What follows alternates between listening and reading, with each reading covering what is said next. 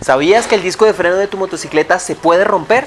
Pues quédate en este video y te vamos a explicar cómo están fabricados, en qué momento debes cambiarlo para evitar así un accidente.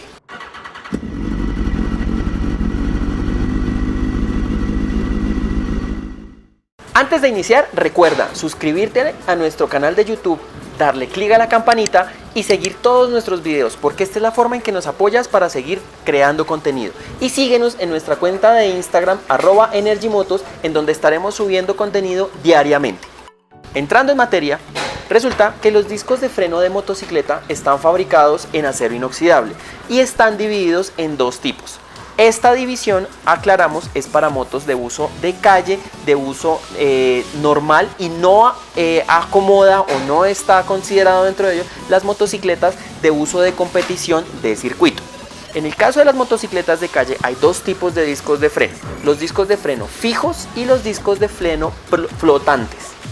Los discos de freno fijos son como estos, que vienen asegurados a la llanta o al rin de la motocicleta con un único tornillo, y los discos de freno flotantes tienen una parte interna, que es la que va a estar asegurada como tal a la motocicleta o al rin de la motocicleta, y una parte externa que está asegurada a través de estos pernos o remaches y que le permiten al disco tener cierto grado de movilidad. Esa movilidad le va a permitir al disco poder tener un pequeño grado de movimiento de manera axial y asimismo un movimiento de manera radial. La finalidad de estos dos movimientos en el caso de los discos flotantes es para poder absorber, en el momento en que la mordaza de freno hace la operación de ajuste de las pastillas para producir la acción de frenado, poder absorber esas pequeñas desalineaciones que se generan cuando una de las pastillas de freno llega primero a tocar el disco con respecto de la otra, poder hacer esa absorción de ese movimiento. Y el segundo objetivo de los discos flotantes, y es el más importante, es poder absorber la generación de calor que se produce al momento de la frenada. Cuando nosotros utilizamos nuestros frenos, las pastillas de freno como tal, en su actuar, van a generar un proceso de fricción, y esta fricción va a generar calor. Ese calor tiene que ser disipado de alguna forma del sistema.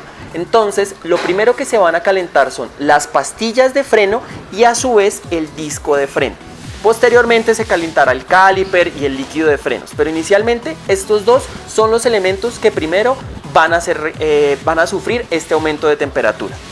Las pastillas van a transmitir el calor hacia afuera, pero el disco va a tener que absorber ese calor, generándose así, por dilatación térmica, un aumento en las dimensiones del disco. Es ahí cuando estos pequeños elementos que permiten el movimiento del disco van a hacer que el disco crezca de tamaño, pero permanezca sujetado a la parte interna del mismo. Normalmente los discos de freno flotantes son utilizados en motocicletas de medio y alto cilindraje que tienen potencias de frenado supremamente altas y que requieren de frenadas bastante fuertes. En el caso de los discos de freno rígidos, son normalmente encontrados en motocicletas de bajo cilindraje o en la aplicación del freno trasero en estas mismas motocicletas de alto cilindraje. Lo siguiente que debemos tener en cuenta es que entre el disco y la pastilla, claramente la pastilla va a ser la que más rápido se va a desgastar, pero los discos también tienen un desgaste y son elementos que deben ser reemplazados con el tiempo y tienen unas características específicas que deben ser medidas para poder determinar si el disco está o no está de cambio. Con respecto a una pregunta muy frecuente de cuál es la mejor pastilla, de cuál pastilla no nos raya el disco, tenemos un video, así que les dejamos la descripción aquí arriba. Pero, para resumir, en el caso de las motos de alto cilindraje, las mejores pastillas son las pastillas sinterizadas, ya que tienen unos altos coeficientes de fricción independiente de la temperatura de trabajo de las pastillas. Hay pastillas para mayor temperatura que normalmente son utilizadas en motos de competición, pero tienen el problema de que a baja temperatura tienen muy bajo coeficiente de fricción, así que realmente no frenan la motocicleta. En el caso de motos de bajo cilindraje, lo normal es encontrar compuestos orgánicos que tienen muy buen coeficiente de fricción a baja temperatura, pero que en el caso de ser exigidas a altas temperaturas son pastillas que tienen un muy bajo coeficiente de fricción, no siendo las más recomendadas en motos de alto cilindraje. Volviendo al tema de los discos, lo normal es que los discos tengan un espesor, cuando están nuevos, de entre 4 y 5 milímetros de espesor. Y todos estos discos vienen en alguna parte de su superficie marcado con un pequeño mensaje en donde nos aparece las siguientes letras. Vamos a tener aquí una especificación que en este caso dice MIN, que significa mínimo, TH, que lo que traduce es espesor de pared, y aquí vamos a encontrar una medida que es de 4.5 milímetros. Este es el caso de este disco. Tenemos acá este otro ejemplo. En este ejemplo tenemos que el mínimo TH o espesor de pared es de 3 milímetros. En este ejemplo tenemos que el mínimo espesor de pared es de tan solo 3.5 milímetros. Para poder saber cuál es el espesor de nuestro disco debemos recurrir a una herramienta de medición, y en muchos talleres lo que está disponible es esto, que es un calibrador pie de rey. Sin embargo, este calibrador no tiene la precisión suficiente para darnos una información exacta del espesor del disco. Así que lo normal es recurrir a este, que es un micrómetro. La diferencia radica en que este elemento de medición divide el milímetro en 20 partes, mientras que este puede dividir un milímetro en 100 partes. En el caso de este disco, que es un disco Brembo de la serie Oro, vamos a medir el espesor que trae nuevo, sin haber sido utilizado nunca. En este caso, la medida de pared original del disco es de 5 milímetros .03 milésimas de milímetro. Entonces, como podemos ver, este disco como tal, según el fabricante, que es Brembo, solo puede ser utilizado hasta un momento de desgaste de 53 milésimas de milímetro, es decir, un poquitico más de medio milímetro. Personalmente, y es un tema muy personal, me parece un poco excesivo y demasiado prematuro el cambio de un disco al que solamente se le ha utilizado medio milímetro, teniendo todo este espesor de pared. Hemos visto aquí en la Serviteca discos con espesores de 4 milímetros que están o que han tenido un funcionamiento óptimo, pero como recomendación sí considero que por debajo de 4 milímetros, en este caso que es recomendado 4.5, estaría bien ya el reemplazo del disco. También ocurre que en estos discos flotantes, cuando llegamos a ese espesor de 4.5 milímetros, la cantidad de veces que el disco se ha empezado a dilatar y contraer por temas de dilatación térmica hace que estos remaches pierdan su efectividad y el disco tenga un sonido bastante inapropiado. Pueden encontrar cientos de videos en YouTube en donde muestran cómo ajustar estos remaches y volver a hacer que el disco deje de sonar. Sin embargo, esta práctica, si bien es frecuente, no es la más recomendada, ya que cuando estos remaches llegan a ese límite de desgaste y si no se hace de manera correcta ese proceso de ajuste, puede generar pequeñas microgrietas en el remache y su posterior fractura. Así que es una práctica que debe ser desarrollada por una persona que conozca mucho del tema y lo sepa hacer, para asegurar que el disco se le puede extender un poco más la vida útil.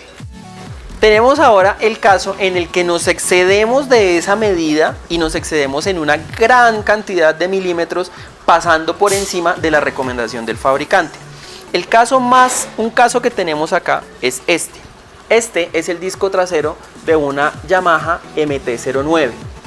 No se aprecia mucho acá, pero por dilatación térmica este disco está completamente cóncavo, es decir, ya no está plano y recto, sino que lo podemos apreciar acá como el disco presenta este pandeo y tenemos una forma cónica, y esto es debido a un exceso de temperatura o a un recalentamiento del mismo.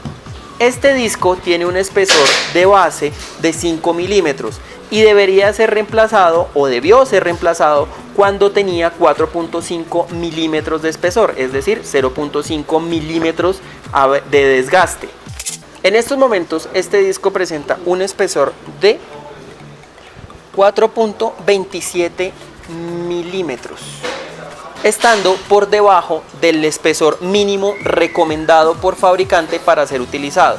Y en un proceso de recalentamiento hemos visto como este disco se ha pandeado. Aquí tenemos un disco nuevo, también trasero, y vemos como el disco nuevo no tiene ningún tipo de movimiento, ya que es completamente plano en comparación con este. En este caso, este disco fue llevado a un espesor máximo o mínimo de 1.86 milímetros, siendo el espesor específico recomendado para este disco 3 milímetros, llevándolo por debajo de su espesor casi 1.2 milímetros. En el caso de este disco, al tener este espesor tan pronunciado en la zona central, tan delgadito en la zona central, vamos a ver cómo en las zonas laterales, hacia afuera del disco y hacia la parte interna, vamos a tener unos espesores mayores, es decir, que tenemos como un desgaste cóncavo en ambas superficies. Cada vez que este disco tenía unas pastillas de freno, íbamos a tener, cambiaba pastillas de freno, íbamos a tener un periodo de asentamiento bastante largo de las pastillas, ya que ellas vienen completamente planas, y mientras se adaptaban al disco íbamos a tener una zona de bajo frenado en las que en esta zona de arriba y en esta zona de abajo íbamos a tener correcto asentamiento, mientras que en la zona central íbamos a tener un espacio en donde no iba a haber ningún material frenando el disco. Y tenemos el caso más extremo. Este disco tiene como diámetro de base 4 milímetros y debe ser reemplazado a los 3.5 milímetros, pero el usuario del mismo llegó a un espesor de 1.53 milésimas de milímetro. ¿Qué implicación tuvo puntualmente en este disco? Este disco tiene una serie de microgrietas que pronto, si hubiese seguido siendo utilizado, hubieran respondido a unas grietas muchísimo más grandes. Las podemos observar acá, supremamente pequeñas, pero ya existían esas pequeñas grietas en cada uno de los elementos o de los agujeros utilizados para limpieza y refrigeración del disco. Estas grietas podrían haber seguido creciendo y llevar a la ruptura del disco debido a un exceso de uso del mismo. Es por eso que es tan importante el tener presente que los discos también son un elemento de cambio y que deben reemplazarse cuando se alcanzan ciertas medidas. Como les digo, de manera personal, considero que 1 milímetro de uso a partir del espesor base del disco es más que suficiente para asegurar en promedio una vida útil de los discos de entre 30 y 50 mil kilómetros. Esto requiere estar siendo controlado continuamente y preferiblemente en cada cambio de pastillas hacer una medición del disco para saber en qué espesor nos encontramos y así saber si debemos o no cambiar el disco en ese momento. Otra cosa que se debe tener en cuenta es que siempre que se haga un cambio de disco se deben instalar pastillas de freno nuevas para iniciar el desgaste del mismo de una manera homogénea, y que cuando escojamos un material para las pastillas procuremos mantenernos en ese mismo tipo de material. Si escogemos pastillas sinterizadas, seguir con pastillas sinterizadas durante toda la vida útil del disco. Lo mismo si escogemos unas carbón ceramic o unas pastillas orgánicas, mantenernos con ese mismo tipo de pastilla. Otra recomendación y otro cuidado que debemos tener con los discos es evitar que sobre la superficie del mismo caiga líquido de frenos o algún tipo de lubricante como grasa o aceite, ya que es muy difícil de eliminar de la superficie y requerirá de líquidos que sean altamente agresivos con los lubricantes o con los aceites. Existen este tipo de líquidos para la venta que son limpiadores de freno que atacan muchísimo, atacan muy fuertemente el tema de los aceites y de las grasas, eliminando cualquier tipo de residuo que quede sobre los discos. Otro cuidado importante que debemos tener es que siempre que hagamos un cambio de pastillas debemos proceder a una limpieza en el disco para retirar los residuos que quedaron de las pastillas anteriores. Nos han preguntado que estos pequeños agujeros que hay en los discos, ¿qué función cumplen? Estos agujeros tienen dos funciones. La primera es que en la medida en que vamos utilizando las pastillas de freno, se va generando unos residuos por la fricción entre la pastilla y el disco. Esos residuos son limpiados a través de estos pequeños agujeros, ya que al momento de pasar el disco por la pastilla, ellos se van a encargar de ir retirando poco a poco el residuo de la fricción entre el disco y la pastilla. Y el otro objetivo de estos agujeros es generar pequeñas corrientes de aire que los refrigeren y les disminuyan su temperatura de funcionamiento. Entonces, como recomendación final, tienen que recordar que los discos de freno son también un elemento de cambio y que en algún momento tendrán que reemplazarlos durante la vida útil de su motocicleta. Así que pregunten en su taller de confianza, en su sitio donde vendan repuestos, donde confíen en ellos, pregunten cuánto cuesta su disco, soliciten que los midan, que los revisen y tengan presente que en algún cambio de pastillas van a tener que hacer el cambio del disco de freno.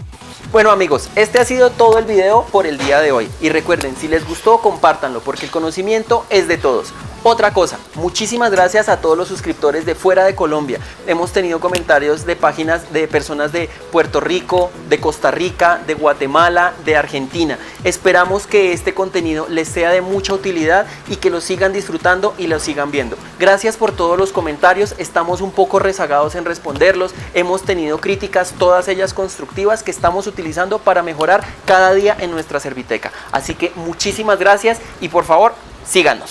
Nos vemos.